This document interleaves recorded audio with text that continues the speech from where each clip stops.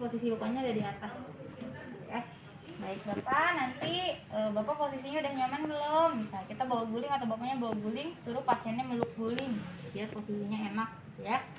Baik, kalau itu saya akan siapkan alatnya dulu ya Pak ya. Di sini jangan lupa tutup sampiran ya. Apalagi kalau misalnya yang luka-lukanya sudah berbau, ya baunya tajam, itu biasanya akan kemana-mana baunya gitu ya ketika kita lakukan pembersihan. Jadi privasinya dijaga ya, jangan sampai pasiennya minder ataupun apa-apa. Nah, yang kedua di sini kita siapkan alat dulu. Ini pasien kan tadi udah ya, kita info konsen, kita jelaskan lukanya. Oh ya, jangan lupa tadi kontrak waktu ya, kontrak waktu. Sekarang kita persiapan alat. Nah, ini bentuknya untuk perawatan luka kronik ini kita bentuknya steril ya. Nah, tapi kalau untuk sekarang mungkin kalau teman-teman identiknya kalau steril kita bungkus pakai yang hijau. Ya, kalau di ruang operasi mungkin masih ada ya yang menggunakan kain hijau steril, tapi nanti pada kenyataannya di rumah sakit, mungkin teman-teman juga pernah ke rumah sakit ya, untuk alat-alat steril itu nggak dibungkus pakai kain hijau, tapi teman-teman nanti bisa ambil alat-alat sterilnya itu di lemari steril yang sudah dibungkusin kayak gini ya. Jadi kita akan coba peragakan untuk perawatan steril yang memang teman-teman nanti akan lakukan di rumah sakit ya, biar kebayang seperti apa sih perawatannya ya. Nah, ini alat-alat yang harus disiapkan ya. Yang pertama, di sini pastikan ada alat-alat steril dan alat-alat yang non steril untuk digunakan dalam membantu perawatan luka. Yang pasti di sini berarti alat-alat yang bisa digunakan kembali ya. Nah, yang pertama kita lihat di sini. Di sini ini nggak usah saya buka, masih kelihatan ya. Kita bawa satu set alat, itu ada 2 bengkok sama satu pinset ya. Ada pinset kirurgi sama pinset anatomi ya. Terus ada gunting jaringan ya, karena tadi misalnya ada jaringan-jaringan yang sudah mati harus kita cabut atau guntingin ya. Nah, terus di sini juga ada pinset ya. Nah, ini biasanya isi bak sterilnya, tapi biasanya masih di dalam plastik, jadi teman-teman nggak bisa buka dulu. Jadi nanti di ruangan atau di tempat alat teman-teman hanya ngambil alat-alat yang dibutuhkan. Kira-kira untuk perawatan luka saya butuh kom, saya butuh bengkok, saya butuh pinset dan lain-lain ya. Nah, ini ceritanya untuk yang alat sterilnya ya.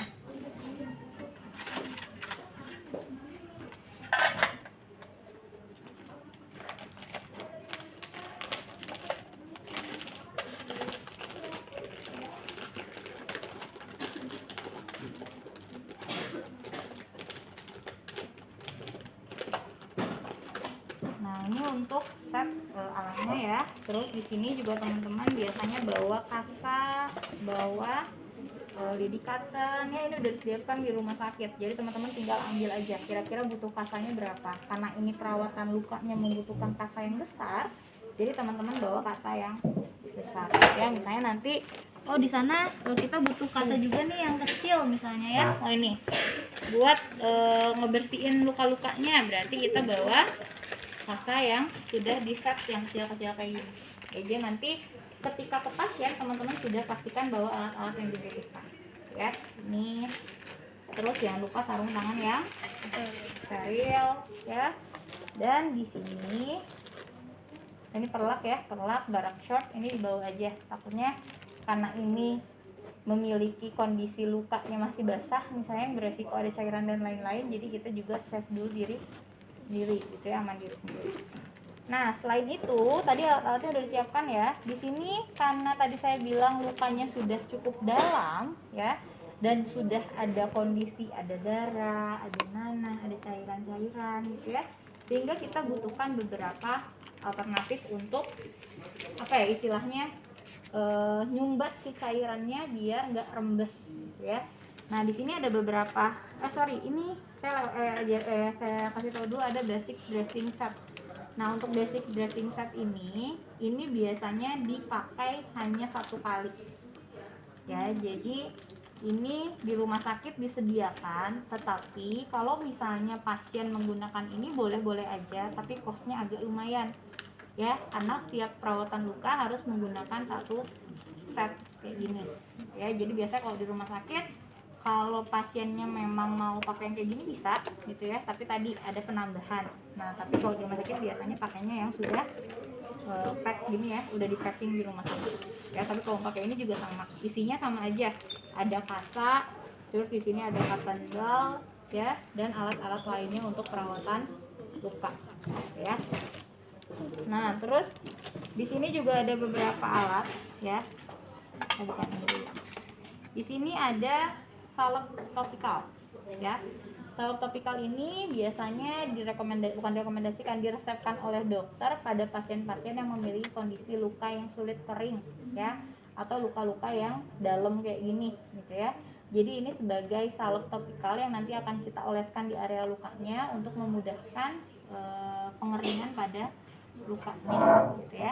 Selain pakai salep, di sini juga teman-teman bisa lihat ada beberapa foam dressing. Foam dressing ini dia kayak busa respon ya.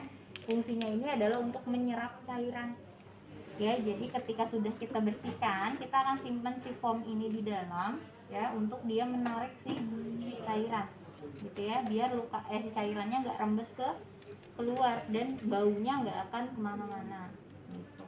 Jadi biasanya nanti kalau teman-teman di rumah sakit akan melakukan perawatan luka pada pasien-pasien dekup ya kayak gini, jangan kaget ketika dibuka di dalamnya tuh kayak punten ya, kayak sampah gitu ya, kayak ada foam, terus ada bekas salep gitu ya. Itu kan lama kelamaan kalau misalnya foam kayak gini kena air, dia akan warnanya berubah, terus dia akan lebih jadi peot gitu ya, terus dan akan berbau. Jadi jangan kaget kalau ngeliat yang kayak gitu, tinggal dibersihkan, nanti kita ganti foamnya dengan yang baru gitu ya. Nah terus di sini juga ada Darian tool. Nah pernah ngeliat yang kayak gini nggak? Dia bentuknya kayak jaring-jaring, sama kayak minyak gitu ya betul. Jadi dia udah ada salepnya ya. Jadi kalau misalnya sudah disiapkan seperti ini, biasanya pasien tidak menggunakan salep topikal itu, karena tadi salepnya udah ngegabung di Darian tool ini ya. Ini boleh saya buka ya kamera ya, biar bisa ngeliat ya.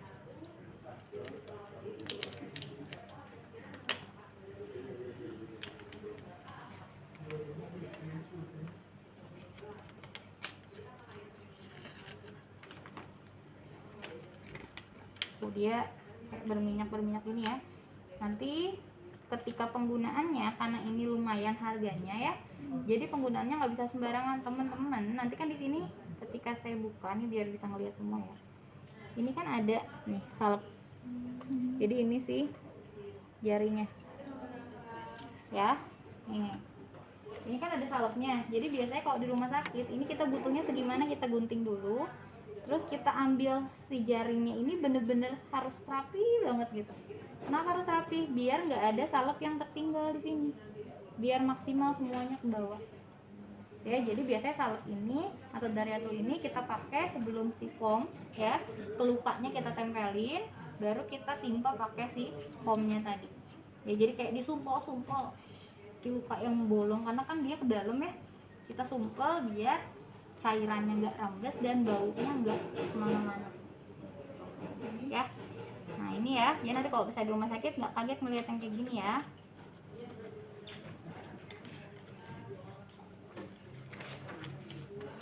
Nah terus ada, nah ini sama ya, ini putih sop juga sama, dia fungsinya untuk menyerap juga si cairan. Jadi kalau misalnya sudah besar, ini si putih sop ini biasanya kita kita gunting, kita masukin ke lukanya ya, jadi tekan ke dalam, jadi nggak ada bolong. Jadi kalau misalnya teman-teman ngelihat ada luka dekup ini kan kayak penuh ya, itu isinya bukan daging ya, karena dagingnya udah habis, tapi isinya adalah si Pond's tadi, dressing tadi ya, buat narik si cairannya.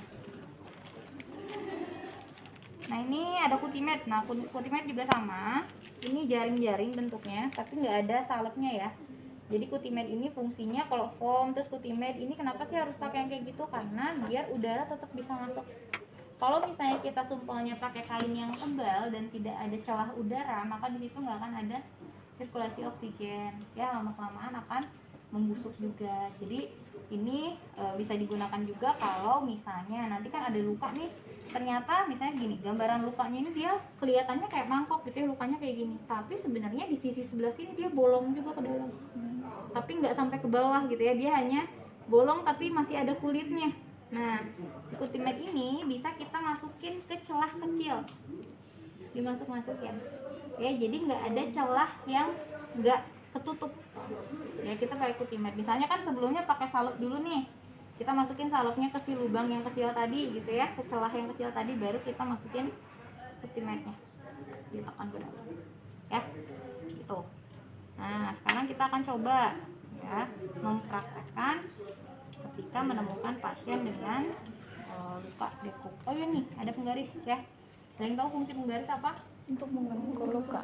Ya, jadi untuk luka biasanya penggarisnya bukan penggaris yang keras ya, tapi pakai penggaris kertas. Nah, ya jadi untuk melihat lebarnya berapa ya, terus tingginya berapa, kedalamannya bisa dicek, bisa. Tapi kalau misalnya kayak gini kan dia nolnya harus di ujung ya, jadi bener-bener harus 0 cm itu dia ada di ujung ya, jadi bisa kita atur. Tapi biasanya kalau misalnya untuk kedalaman kita bisa ukur pakai jari ya, misalnya berapa jari kedalamannya ya, baru nanti kita kira-kira 3 jari berarti berapa senti sih, 3 senti misalnya ya. Lipavit ini untuk nutup perban ya setelah perawatan luka. Nah, terus di sini juga cairannya teman-teman bisa pakai NaCl ataupun cairan-cairan kayak betadine ya, tapi udah jarang sih betadine. Biasanya untuk perawatan luka kita butuhnya NaCl aja untuk ngebilas si lukanya. Karena kalau untuk obatnya kan di sini tuh udah punya salep topikal ya, ataupun tadi si Dariatul tadi yang sudah ada obat luka ya. Oke, sampai di sini ada yang bertanyakan dulu? Tidak. Kita lanjut ya. Hai. Apa? Sesudah NaCl. Alkohol ini bisa digunakan kalau misalnya memang dibutuhkan ya. Tapi alkohol ini kalau misalnya memang lukanya Dalam udah, kalau misalnya udah terlalu dalam, terus udah nggak terlalu, udah agak kering gitu ya, ini biasanya nggak digunakan. Cuman alkohol bisa digunakan kalau misalnya memang ada tanda-tanda baunya gitu ya, terus misalnya ada luka yang infeksi dan lain-lain, bisa kita gunakan. Oke. Nah, sekarang kita coba ya. Di sini misalnya kita bawa alat yang sudah disiapkan.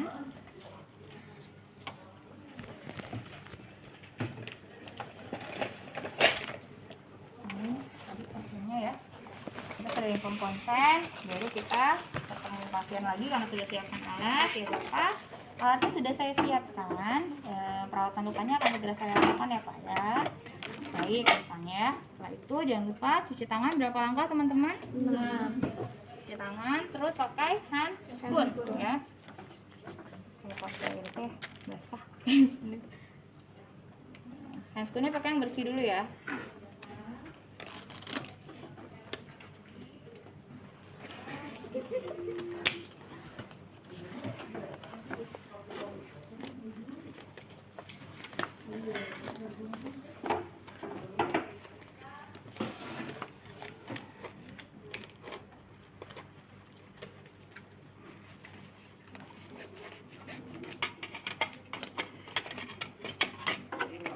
Ini handscoon, kalau ada barcode boleh kita pakai.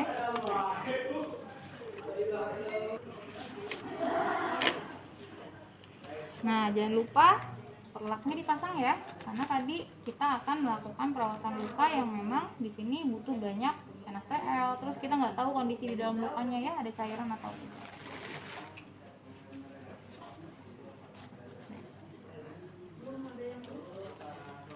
Bapak, saya pasang dulu perlaknya ya.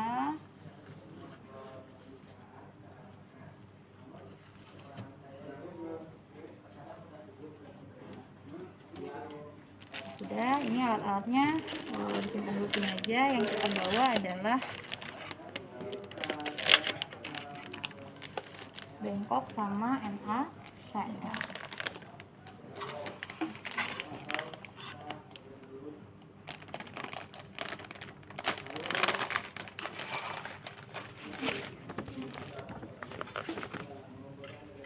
Bengkok disiapkan 2. Ingat, satu untuk apa? Satu untuk apa?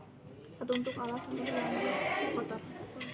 Ya, satu untuk alat habis pakai, yang satu alat yang bisa disterilkan kembali. Bahan habis pakai, satu alat. Nah, di sini untuk membuka plester itu sebetulnya nggak harus pakai NaCl selama teknik teman-teman ketika membuka balutan itu betul. Ada yang masih ingat teknik membuka balutan harus apa? Dari ujung dulu.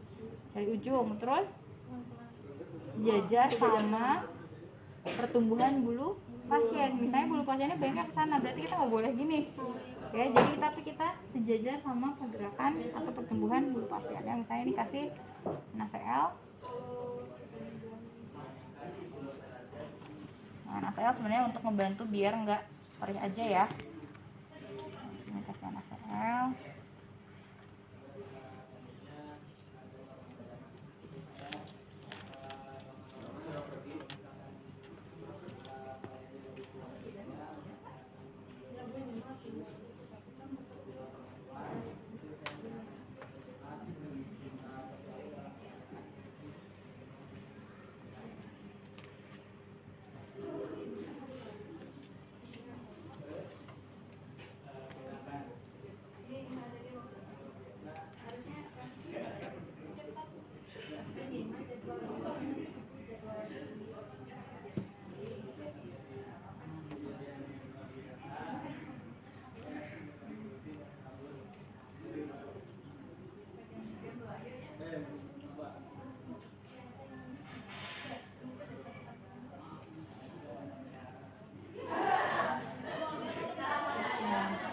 Ini dibuang. Nah, nanti teman-teman kalau misalnya di rumah sakit itu akan melihat seperti ini ya. Jadi di dalam itu sudah ada dressing yang nempel ya. Nah, ini harus digimanain Bu? Buang ya, ambil, kita buang. Di sini juga ada timetnya ya. Kalau pakai kayak gini, nggak pakai dari satu, berarti teman-teman tahu bahwa pasiennya sudah pakai salep yang topikal ya. Nah, kita keluarkan. Nah, ini yang tadi saya bilang, kalau misalnya ada luka seperti ini ya, terus tiba-tiba di sini ada yang masuk ke dalam, gitu ya, ada luka, tapi masih ada lapisan kulit di atasnya. Nah, ini harus kita perhatikan, jangan sampai ada yang tertinggal. Ya, takutnya ada dressing yang tertinggal di sana ya. Kita ambil, baru kita buang. Ya. Nah, kalau udah kayak gini, apa yang harus diperhatikan? Kondisi luka. Kondisi lukanya, yang pertama kita lihat apanya, warnanya, terus baunya, ya, keluarannya, apa lagi? Ada tanda-tanda infeksi nggak? Biasanya kalau luka ada infeksi gimana? Kemerahan atau si cairannya plusnya warna hijau ya, atau fosfor. Itu yang harus kita perhatikan ya. Terus kita lihat juga jaringan-jaringan matinya banyak atau tidak ya, serta kebersihannya. Dan jangan lupa teman-teman kan di sini punya penggaris ya. Ini penggarisnya bisa gunakan untuk ukur lukanya. Diameternya berapa? Misalnya 17. Sampingnya diameternya 14,5. Untuk kedalaman bisa pakai ini, tapi kalau ini tadi yang saya bilang ya, titik 0 cm nya harus di ujung.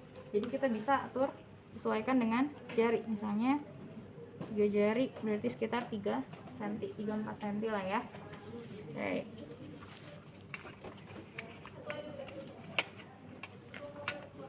Di sini aja. Nah, kalau udah kayak gini, apa yang harus kita lakukan teman-teman? Pakai NaCl. Dibersihkan ya. Tapi kalau mau dibersihkan, kita bawa NaCl dan siapkan rasa yang. Nah, untuk siapan kayak gini berarti kita harus sudah mulai tindakan yang steril. Berarti kita buka alat steril atau bak steril ya. Ini kita simpan. Bak sterilnya kita bawa.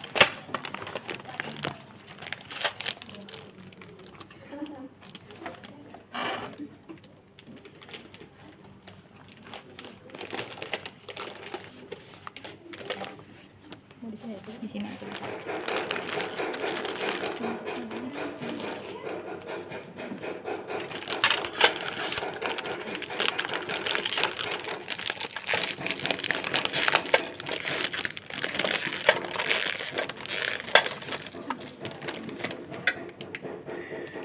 Nah, ini isinya steril, dalamnya nggak boleh kita pegang ya.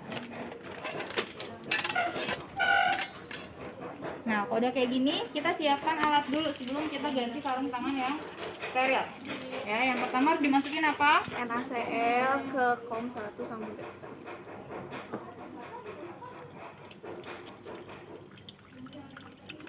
Ingat kalau mau masukin barang ke tempat steril itu nggak boleh terlalu Dekat. dekat ya, nggak boleh nempel, jadi agak jauh. Nah, NaCl terus Cairan itu beta. ya tadi ini saffron ya. Iya. Oh, betadin tuh nggak apa-apa, nggak usah. Betadin dibutuhkan kalau misalnya ketika kita lihat karakteristik, oh ada luka yang susah sembuh gitu ya. Nah kalau saffron ini sebenarnya di rumah sakit sudah nggak digunakan ya, udah jarang digunakan karena ternyata korosif dia ya, sifatnya ya, bikin ya. Terus kalau udah disiapkan NaCl udah masuk, sekarang apa yang harus masuk? Kasa Kasa. dan diperas. Kita kira-kira kasanya butuh berapa? Kalau misalnya ngelihat luka seperti ini, kayaknya ini butuh banyak kasa untuk membersihin misalnya ya. Jadi kita banyakin aja kasa buat perawatan lukanya.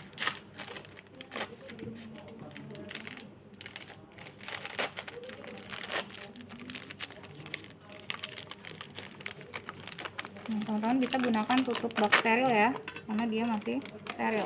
Sorry, ini nggak boleh kayak gini. Sorry. Nah, sekarang misalnya ada 1, 2, 3, 4, 5, 6, 8, cukup nggak ya?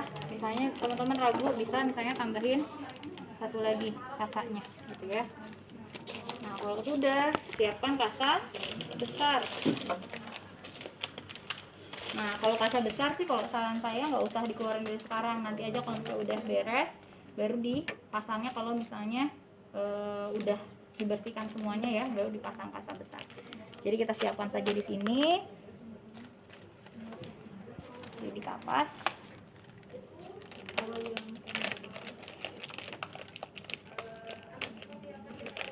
Nih pegang ujungnya nggak apa-apa, asal jangan pegang ke dalam. Ya, kita di sini. Dan yang terakhir, salep simpan di sini, deketin ya, sama dressing. Nah, kalau dressing nanti kita lihat ya, pasiennya direkomendasikan sama dokternya apakah pakai salep topikal atau pakai Daryatul ya, Daryantul, atau pakai salep. Pilihannya dua. Kalau misalnya pakai salep berarti nggak perlu pakai Daryantul ya, jadi cukup salep terus Cutimed sama si dressingnya aja. Tapi kalau misalnya ternyata tidak pakai salep, pasiennya pakai ini, berarti kita pakai Daryantul tapi nggak usah pakai Cutimed. Jadi nanti Daryantul langsung pakai dressing ya. Oke, misalnya pasiennya disiapkan salep ya, jadi salepnya disimpan, dressingnya kita masukin ke dalam.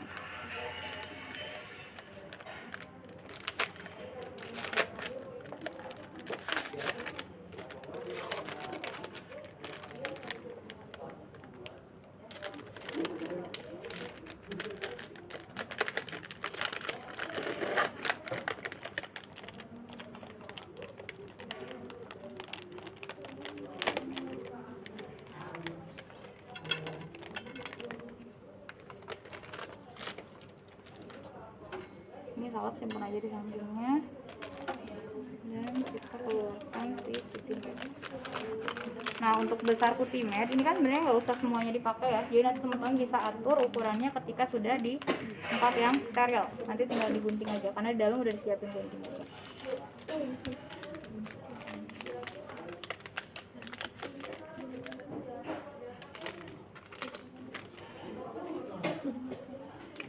Nah, kalau sudah di sini alat-alatnya sudah disiapkan, NaCl-nya sudah dimasukkan, baru kita siapkan untuk merawat luka pasien.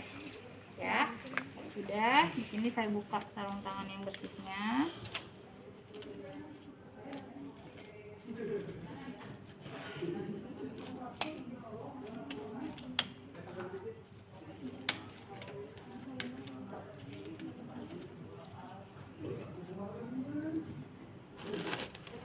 Kita pakai sarung tangan yang steril. Masih ingat prinsip sarung tangan steril? Itu skin nggak bisa.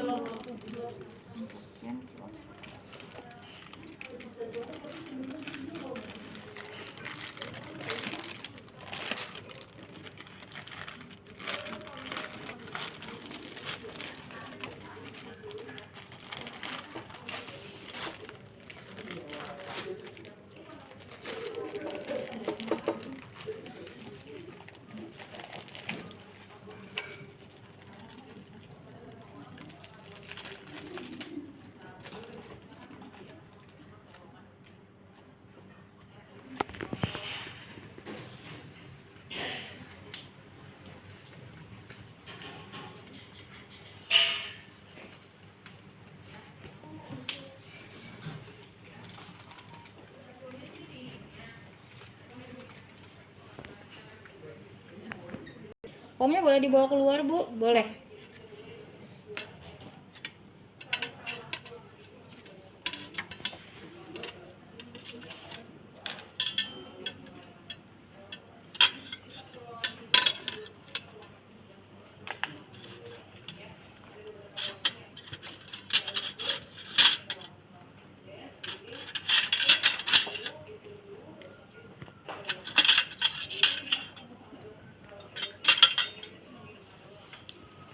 Nah, untuk meres kasa itu teman-teman bisa lakukan menggunakan tangan, ya. Atau kalaupun misalnya pengen pakai apa namanya, pinset juga boleh. Tapi kalau di pinset biasanya lama, terus nanti nggak terlalu kering.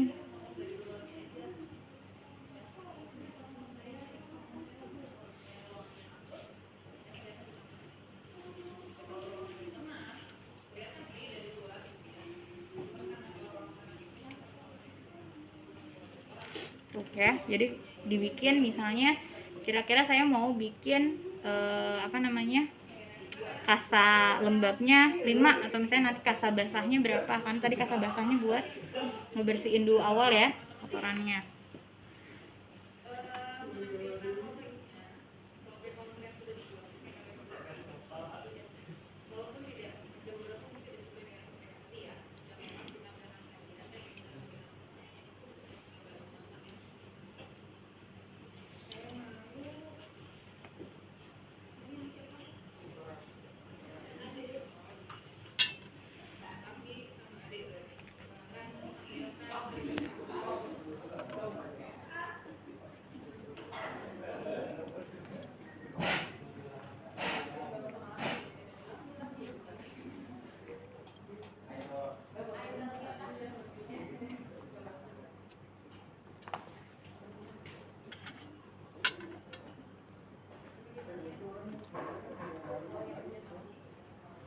Oke. Nah, sekarang misalnya udah disiapkan nih. Saya udah nyiapin kasa lembab. Di sini saya siapin 3 ya. Dan di sini saya siapin kasa yang basah. Yang basah itu untuk pertama ngebersihin. Ya, karena kita tahu bahwa ketika di awal dia masih banyak kotoran. Ya, atau misalnya banyak bekas-bekas salep atau bekas-bekas cairan yang mengerak ya, atau misalnya mengering di area lukanya. Ya. Saya siapkan kasanya 2 deh yang basah misalnya. Nah, ketika mau melakukan perawatan luka, pastikan teman-teman nggak nempelin kasanya, pinsetnya langsung ke kulit pasien. Bisa dilipat atau diputar kayak gini, ya, bisa diputar kayak gini. Kalau teman-teman mau bikin kayak gini, misalnya kasanya itu ngejepit tapi dari dalam.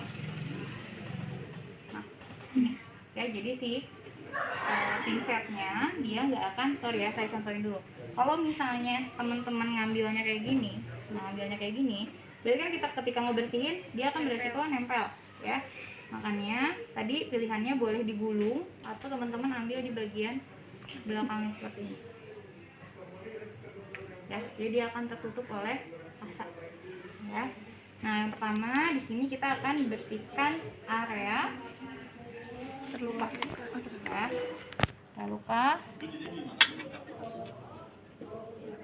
Ini pakai yang basah ya. Kan kalau yang basah sama Bu Kamis, kan nggak bisa dibuka sama lagi, jadi sama belum. Kan kemarin udah ibu kata ibu mau dijepit. Apa dengan ATM? Apa dengan bisa?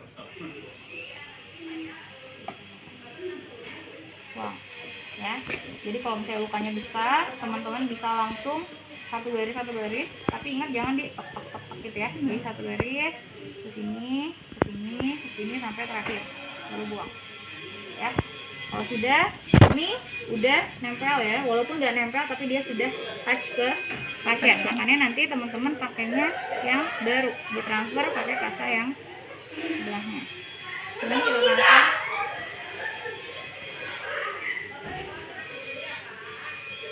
Nah, tadi udah basah ya, sekarang kita keringkan pakai kasa yang kering. Nah, tadi udah basah.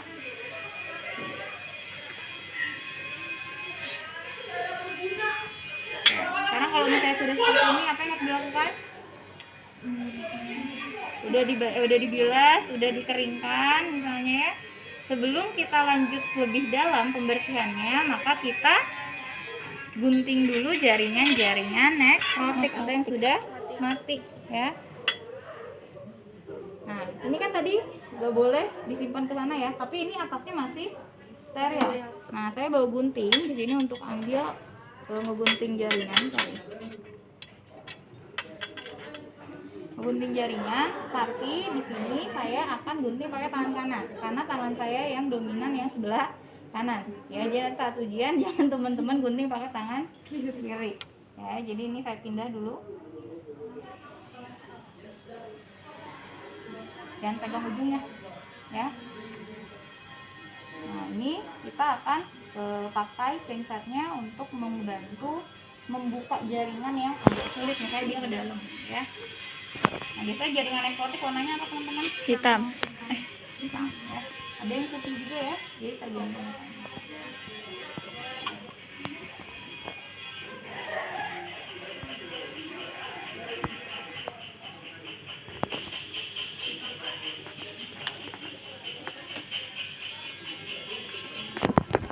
Udah bersih.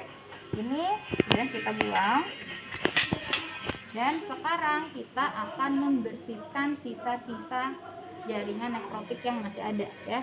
Saya teman-teman bisa buang pakai pinset ya, kan tadi digunting tuh nggak langsung kebuang ya. Ini bisa kayak gini, atau teman-teman mau pakai kasa silahkan.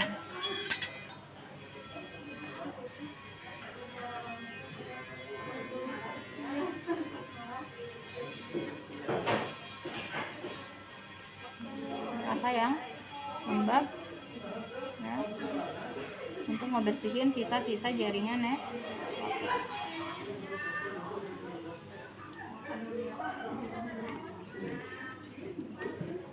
Buang ya. Nah, sekarang baru kita akan membersihkan lebih dalam area yang tadi sudah dibersihkan jaringan-jaringan nekrotiknya ya.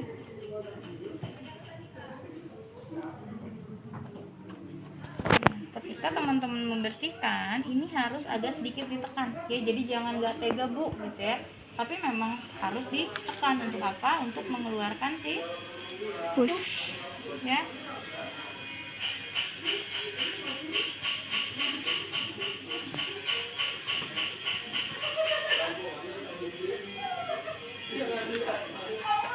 Ingat ya, posisi pinset masih di dalam kasa ya.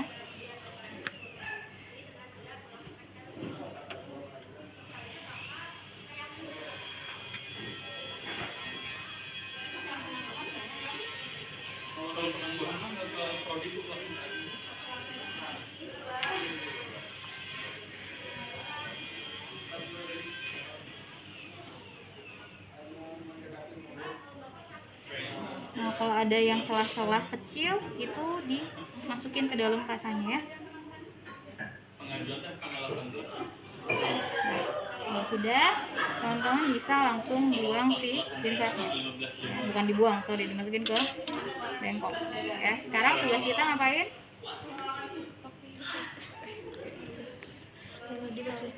Udah dibersihkan, terus kita ngapain? Pakai salep. Nah, tapi kalau misalnya kita mau pakai salep, ini tangan kita akan langsung on ya. Jadi teman-teman sudah pastikan kalau mau pakai salep, alat-alat yang lain ini sudah disiapkan, dinaikin ke atas ya. Misalnya ini dressingnya kita pindahin dulu ke atas box steril, kasa-kasanya kita naikin ke atas.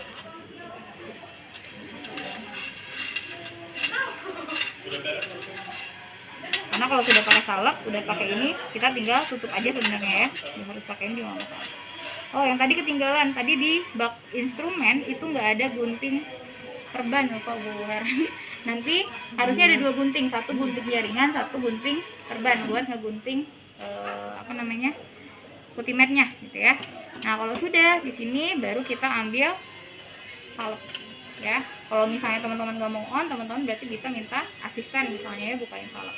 Nah, untuk salep di sini kita pakai tangan yang sebelah kanan ya.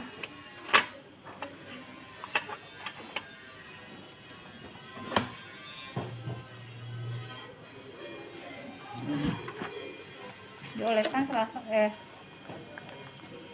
dioleskan ke sela-selanya ya, jadi harus merata area lukanya. Sebetulnya ada salep yang topikal yang untuk di dalam, ada juga salep kayak bukan zinc ya, buat iritasi yang di pinggir-pinggir kulitnya bekas plester dan lain-lain ya.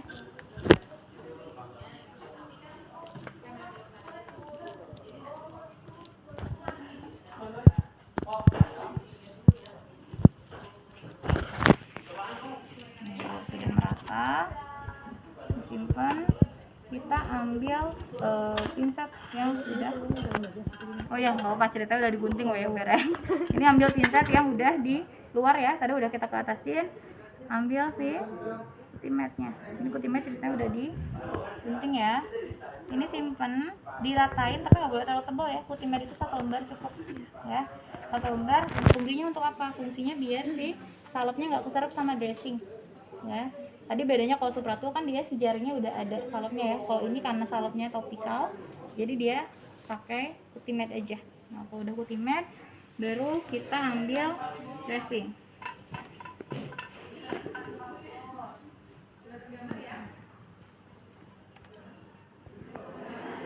Nah kalau di rumah sakit ini nggak boleh kayak gini, harusnya full semuanya ke muka ya. Jadi biasanya kalau misalnya masih kurang kita pakai nah ini pakai putih soapnya ya, biar dia makin nutup ya. Jadi sampai si kulitnya ini sejajar sama dressnya ya, dressingnya ya, ketutup semuanya. Nah kalau sudah di sini beres, terakhir kita siapkan Kasar banget.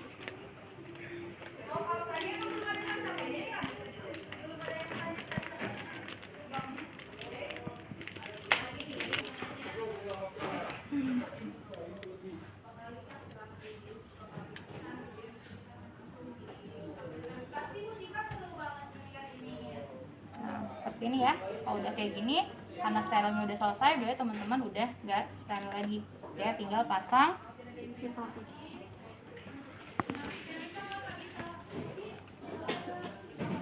Ini kalau misalnya bisa digedein sih sebenarnya bisa lebih gede ya, ini bisa digedein ya benar ya, Paling agak panjang paling double kayak gini ya, bikin double.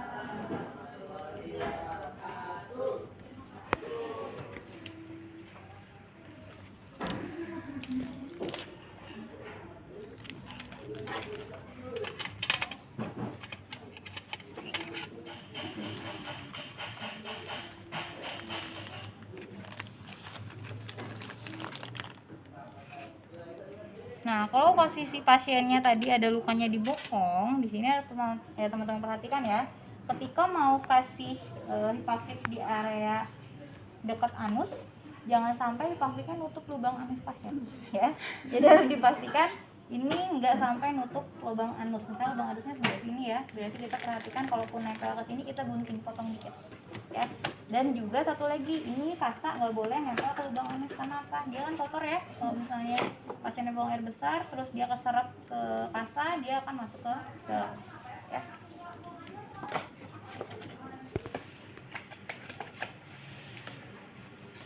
Bu, berarti penggunaan lirikatan mah opsional ya? Opsional. Tadi lirikatan itu biasanya kalau ada yang luka ke dalam tadi loh, ya. Kalau misalnya ada luka yang ke dalam dan susah dijangkau menggunakan kasa, pinset kan, kalau pinset kita agak sulit ya, karena tadi pinset kita harus pastikan dia nggak melukai kulit pasien. Nah jadi kalau misalnya lidi, kalau tadi kan kalau lidi full sama kapas ya, dibasahin kita masukin. Atau misalnya salepnya kan kalau misalnya pakai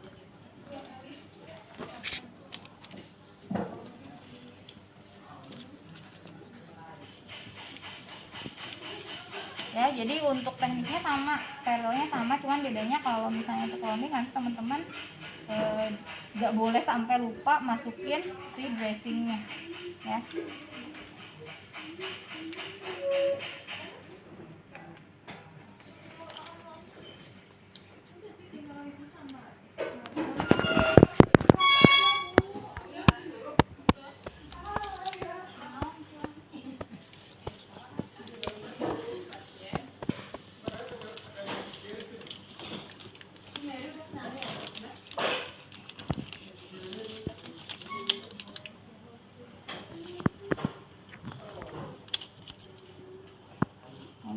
misalnya ada anus berarti kita gunting ya, misalnya segini. Ini kita